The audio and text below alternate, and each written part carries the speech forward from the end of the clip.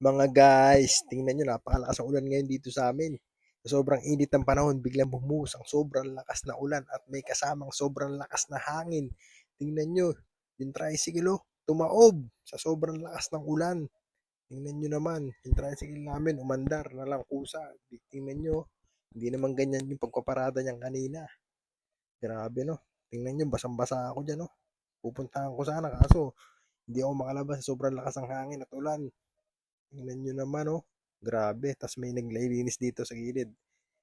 Nagtataboy ng mga kalat. Tingnan nyo naman, oh. Napaka-sexy, di ba? Sobrang hot, oh. Tingnan nyo.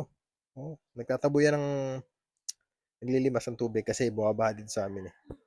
Ito na napahupa na namin yung konti at hindi na umabot dito. Pero kung hindi namin nilimas yan, sigurado, baha yan hanggang tuhod. Ayan nga pala si Ngalbo. Wow, di ba? Oh, tingnan nyo naman, oh. Grabe ulan. Sobrang lakas ng ulan. May kasama pang yelo. Tingnan nyo kung sa bubong, oh. Laki. Cube-cube ang yelo. Grabe, no? Tikman ko nga kung ano lasa. Napakasarap yata ng yelo ng ulan. Tingnan, cube-cube po. Ice cube. Grabe.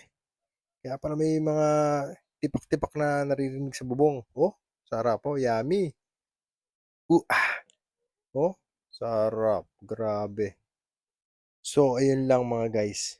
Mahupa na rin ang ulan.